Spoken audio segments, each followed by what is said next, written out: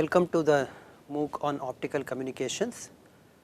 Today we will be talking about the physical structure of optical modulator in this module. The plan for the module is that we will first review wave equation and then talk about wave propagation and then see what is the physical structure of a phase modulator and amplitude modulator or equivalently intensity modulator. So, let us begin by looking at propagation of an electromagnetic wave. We know that light is an electromagnetic wave. So, we would like to understand the propagation and the equation that governs the propagation of the light wave in a given medium. Okay. To do that, we need to invoke Maxwell's equations, because we picture electromagnetic wave or we picture light as an electromagnetic wave consisting of electric and magnetic fields. Okay. So, these electric and magnetic fields satisfy certain set of equations known as Maxwell's equations, and we will first very briefly recall Maxwell's equation, derive the wave equation, consider some very simple solutions of this wave equation known as plane waves, and then use this plane wave idea in order to study the physical structure of wave propagation inside a phase modulator and amplitude modulator, optical phase modulator and optical intensity modulator.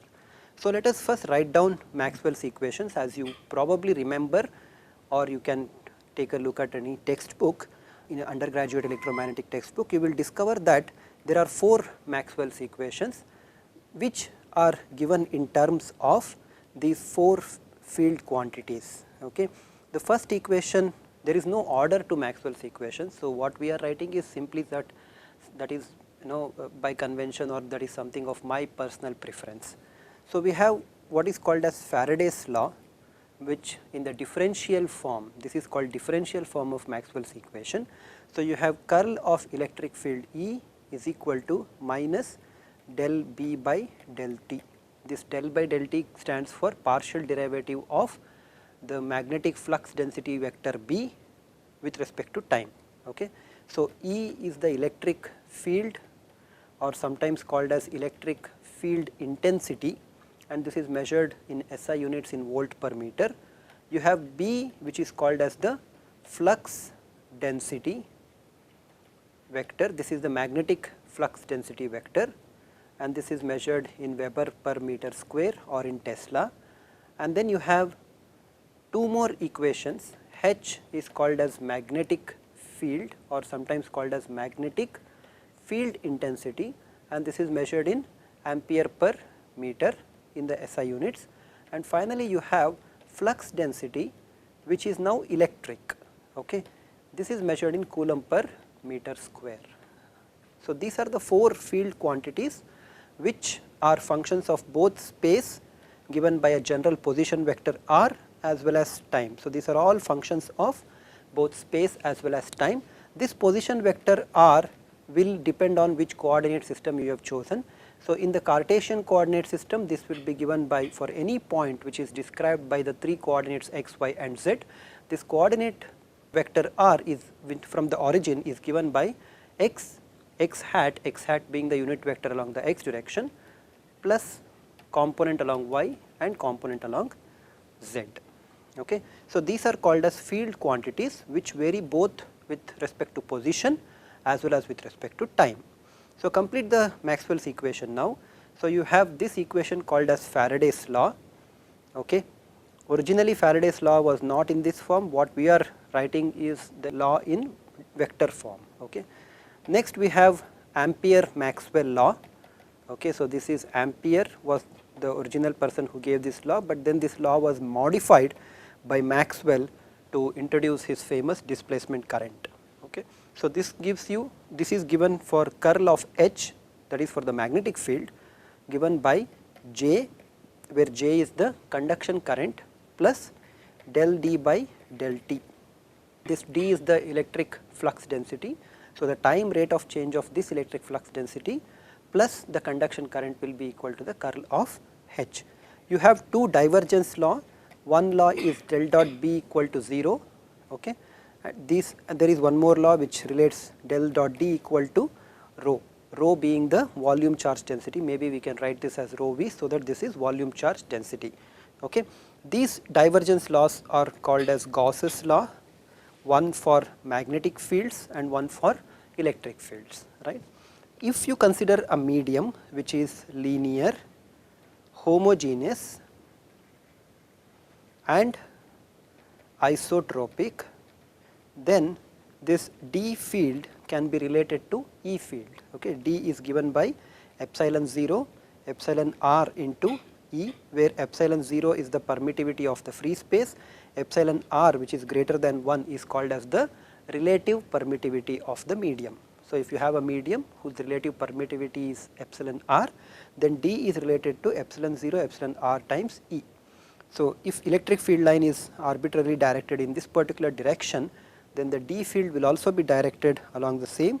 Its amplitude will usually be quite small because epsilon 0 is a very small number. Okay. Similarly, B is related to the magnetic field H by this relationship.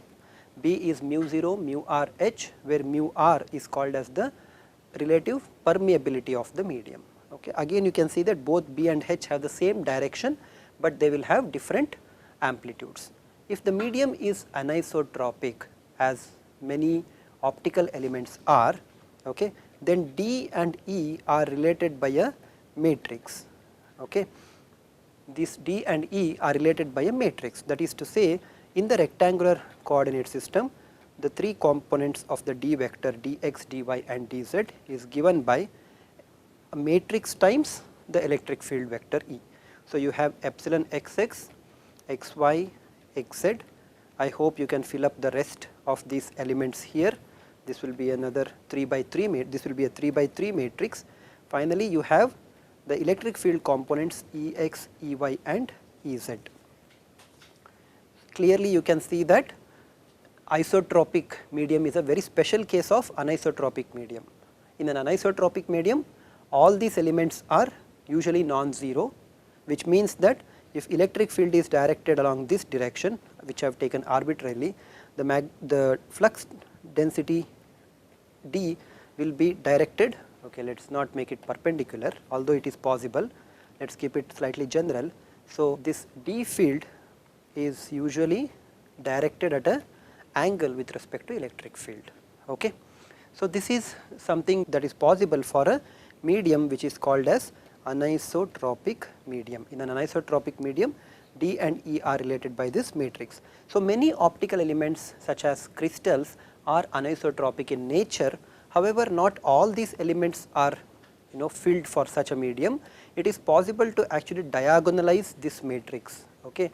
To diagonalize this matrix and to discover three new axes, which you can call them as capital X, capital Y and capital Z, which are not the same as X, Y and Z. These are two different axes. These are known as crystal axis. This is your reference frame. Okay. This is the frame of reference for x, y, z coordinates outside the crystal, but within the crystal there exist three very special directions which form the crystal axis. Okay. And this crystal axis is the result of diagonalizing this full matrix epsilon. Okay. So, if you diagonalize the matrix epsilon, you will discover three axes x, y, z, along which you will find that the D field will be in the same direction as electric field. Okay. So, let us make it little more specific. So, D capital X, D capital Y, D capital Z is the D field in the x, y, z or the crystal frame of reference. This is equal to some epsilon 0, which is the permittivity of the free space, times epsilon x x 0 0 0 epsilon y y. Please note that these are capitals 0 0 and epsilon z z. Okay. Times you have E x, E y and E z. So, here you will find that D field and E field are directed in the same direction, but this axis x, y, z is usually not the same as the reference coordinates x, y, z of the frame that is outside of the crystal. Okay. There is a relationship between the two, but that relationship is not very important for us at this point. Okay. We are interested in looking at how the wave is generated and how the wave is propagating. Okay. But keep in mind that many crystals, and especially the one that is most widely used for making modulators, this is called as the lithium niobate crystal. This is the lithium niobate crystal. Okay. This is essentially anisotropic, which means that if my electric field is directed along x direction, it will see a different refractive index. If electric field is directed along y, it will see a different refractive index. So, this lithium niobate is an anisotropic crystal. Out of this anisotropic crystal, there exists one more special crystal. Okay. If this epsilon xx is equal to epsilon yy, but this is not equal to epsilon zz, okay, then such a medium is called as, or such a medium which is described by this particular scenario or situation is called as uniaxial materials. Okay. It is called as a uniaxial material or uniaxial crystal. Okay. This is about the material properties. Now, let us see how this Maxwell's equation imply that there is an electromagnetic wave and what is the equation that governs that one. Okay. To do that, let us assume that source of light or source of electromagnetic wave is located at very far away from the point where we are considering. So, let us say this is located at minus infinity and you are looking for fields or waves in this region, which is very far away from the region where you are considering. Okay. So, the region where you are looking for the waves is very far away from the region where these waves were originally generated. So, you can imagine a transmitting antenna with an antenna placed at minus infinity. Okay. As the antenna generates the electromagnetic wave, these electromagnetic waves will propagate through the medium. Okay. And because you are considering the region where there are no currents, right, there are no free currents in this region. I am considering free space, for example, or a medium of dielectric, there are no currents here, nor there is any charge, no one has sprinkled some charges. Okay. There are no charges sprinkled on any region that we are considering. So, both these quantities are equal to 0 everywhere in the region of wave propagation that we are interested in, J and rho v is equal to 0. So, what will happen to Maxwell's equation? Curl of H will be equal to del d by del t and curl of E will be equal to minus del b by del t. Del dot d will be equal to 0, del dot b was anyway equal to 0. Okay. These equations are known as source free Maxwell equations. These are known as source free Maxwell equation because the sources, namely current and free volume charge density, both are equal to 0. Okay. Now, what we do is we take the curl of this electric field curl expression. So, I take curl on both sides, obtain minus del by del t curl of B here. Okay. I have interchanged del by del t and curl operation. So, I can write this in this particular fashion. This left hand side can be expanded using a certain vector identity. Okay. I will not show you this vector identity or the proof of this expansion, you can find it in any good undergraduate electromagnetic textbooks. But for the right hand side, I realize that I am actually working with a medium which is simple in the sense that it is non-magnetic and having a relationship between B and H described by some mu. Mu will of course be equal to mu 0 and mu r, mu 0 into mu r. Okay. This I am calling this as mu because I do not want to write mu 0 mu r every time. So, with that I can, mu being a constant, can be taken out of this curl operation. In fact, it can be taken out of this del by del t term. So, you get minus mu del by del t. What is left here? Curl of H. But I know what is curl of H. Curl of H is given by this expression, which is del d by del t. But the right hand side can again be simplified when d is related to electric field. If d is related to electric field in this particular way, then epsilon being a constant, okay, I am assuming at this point an isotropic medium. Okay. For an isotropic medium, linear and homogeneous of course, epsilon is a constant, so it can be pulled out of this derivative. So, this can be written as epsilon del E by del T. Is that okay? So, this is how the right hand side would become. Now, you can in place of del cross H, substitute this epsilon del E by del T. So, you will have epsilon del E by del T, pull epsilon out of this partial derivative. So, you get minus mu epsilon, and whatever that is remaining is del square E by del T square. And we have seen that del dot D equal to 0 because there are no free charges in the region where we are considering wave propagation, but D is related to electric field. So, this gives you epsilon, or rather del dot epsilon E equal to 0, pulling epsilon out of this equation gives me del dot E equal to 0. Okay. So, if you substitute this condition into this one, then this entire thing goes away, gradient of del dot E goes away, minus sign and minus sign will go away, and what you get is this equation which is called as the wave equation. Del square E is equal to mu epsilon del square E by del T square. You can further introduce the phase velocity of the wave by calling that Vp as 1 by square root mu epsilon. So, clearly mu epsilon will give you 1 by Vp square, where Vp is called as the phase velocity of the wave. So, this is equal to 1 by Vp square del square E by del T square. Okay. Instead of working with a general electric field, this left hand side is actually vector Laplacian, okay, which means that this del square operation must be applied to x, must be applied to the y component. So, you will have del square Ey plus you have del square Ez. So, this vector Laplacian must be applied everywhere to the 3 components that you have, and furthermore when you apply this del square, each of this del square is actually del square by del x square plus del square by del y square plus del square by del z square. Okay. So, this operator must be applied for Ex, must be applied for Ey, and must be applied for Ez. When you do that, you will actually generate 3 separate sub wave equations, one wave equation for Ex, one for Ey, one for Ez, because the right hand side can also be split up in the same way. You have 1 by Vp square del square by del T square Ex, Ey and Ez. So, there are 3 individual x, y, z components for the electric field, to each of which you are taking this 1 by Vp square del square by del T square. Okay. So, what you essentially get is, say, del square Ex is equal to 1 by Vp square del square Ex by del T square. Is that okay?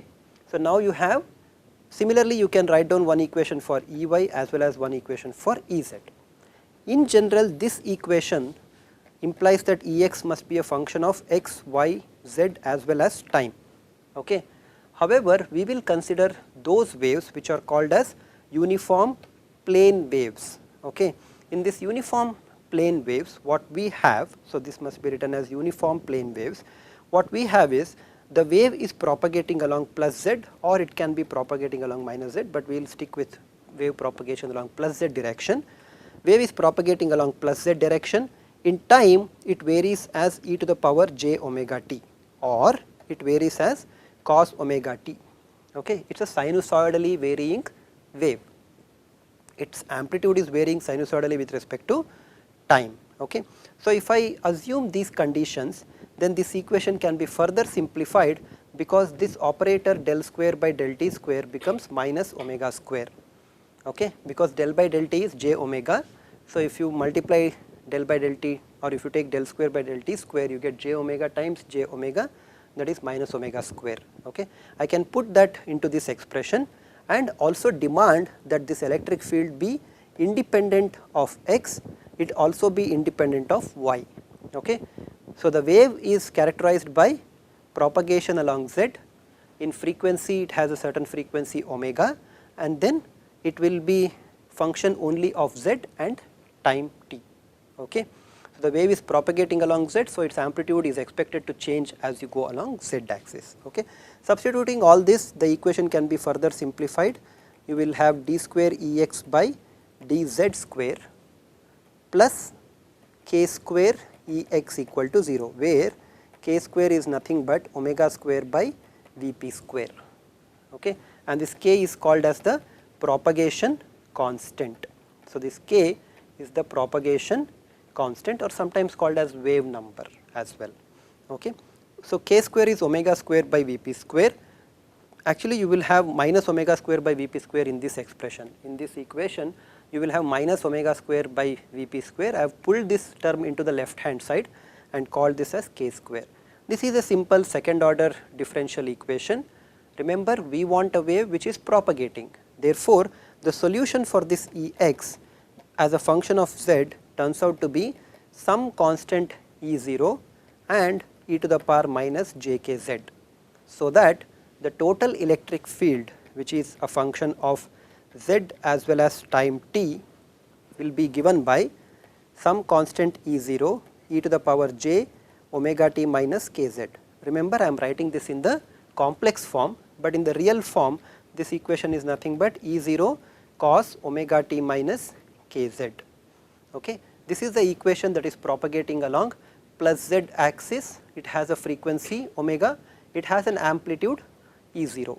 In fact, when we wrote down the expression for the field output or the light output from the laser diode, we wrote very similar to this, right. So, we said root Ps e to the power j omega st. We did not specifically specify that the wave is propagating along a certain axis. That was not important at that time, but here you can see that this is exactly equal to this wave which we are assuming. Okay. So far we have used the notion of uniform plane wave, but we have not told you that it was uniform plane wave.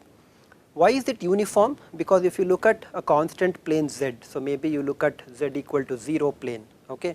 So in this z equal to 0 plane, okay, if you look at what is the direction of the electric field will be directed along x axis. So this from bottom to top, this is vertically up arrows are the directions for the x axis, and no matter where you go along the x axis, you will see that the electric field vectors are directed always along x axis. Its amplitude may be at z equal to 0 something like E0, okay.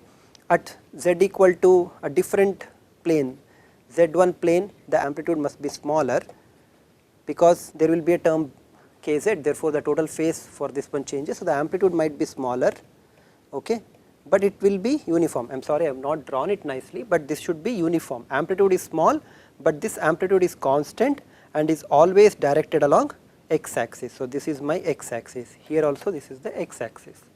You can find out what will be the corresponding expression for the magnetic field. You will find that the magnetic field must be y directed, so that the wave is propagating along z axis. Okay. Corresponding to this, the magnetic field must be y directed. I am not going to draw that one, but you can, I mean I am not going to derive that one, you can derive it for yourself. And if you plot what will be the magnetic field lines, the magnetic field lines will also be constant and they will be directed along the y axis. Okay. They will be directed along y axis. Here again you can go along the x or y direction, the amplitude will not change. For a given constant z plane, the amplitude will not change. That is why this is called as a uniform plane wave. Okay. Why is it called plane wave? Because which is, if you look at this expression omega t minus kz, and if I set this one to certain value phi, okay, and ask for how does this phi look like, what is the plane for constant phi values. The plane for constant phi values are the planes of z itself, right. So if I say this phase must be equal to 0, which plane, how it would look at a time, say put t equal to 0, and then you find out where the phase will be equal to 0. So one solution is z equal to 0, correct. One plane that you will get, it will be z equal to 0, right. At t equal to 0, if I ask that the argument of this cos function will be cos kz and ask for constant phase points, and if I say phi is equal to 0 as the constant phase point, one plane that you will get will be the z equal to 0 plane, correct. So this plane will have, along this plane the phase will be constant. Which will be the other plane? Actually this plane would go like this, right. So this is the overall plane that is there. Maybe we can try writing a better picture for this.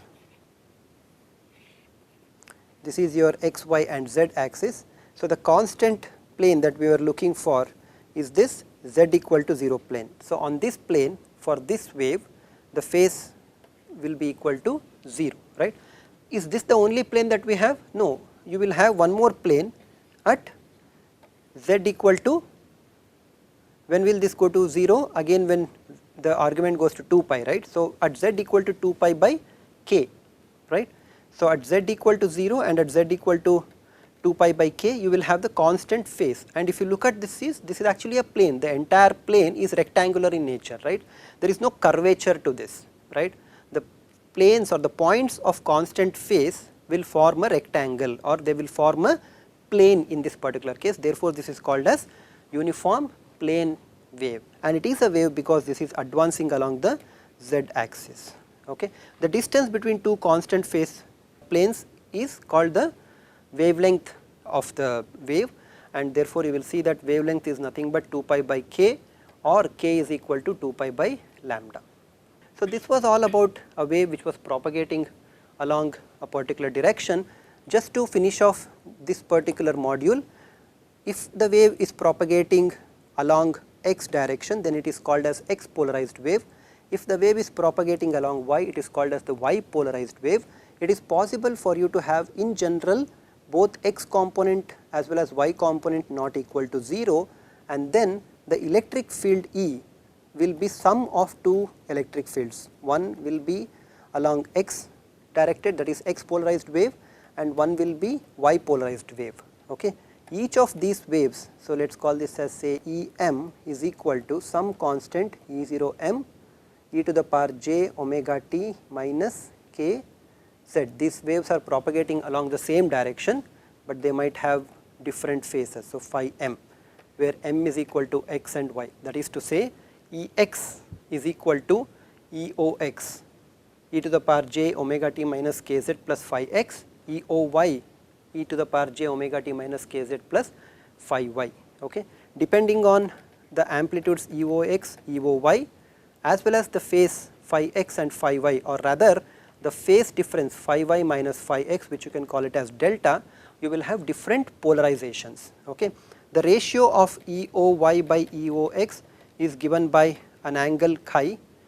So, described by tan of chi is equal to Eoy by Eox, and delta, if you define it as phi y minus phi x, then if tan chi is equal to 1, that is to say Eoy is equal to Eox, the amplitudes of x and y polarized waves are the same, but delta equal to minus pi by 2 or delta equal to pi by 2, you will get right circular polarized wave. Okay, this dot circle with a dot and r is circular for me, and this delta equal to pi by 2 will give you left circular polarized wave. Okay. You do not have to remember which direction the polarization is, but you have to remember that for a constant plane. So, let us say z equal to 0 plane, if you look at how in terms of time the electric field vector, the tip of the electric field vector changes, it will change for a left circularly polarized wave, it will change like this, and for a right circularly polarized wave, it will change in this manner. Okay. The amplitudes will be equal, one will be anti-clockwise, the other one will be clockwise. I am sorry, I have kind of forgotten which one corresponds to which. Okay. This is largely a matter of convention.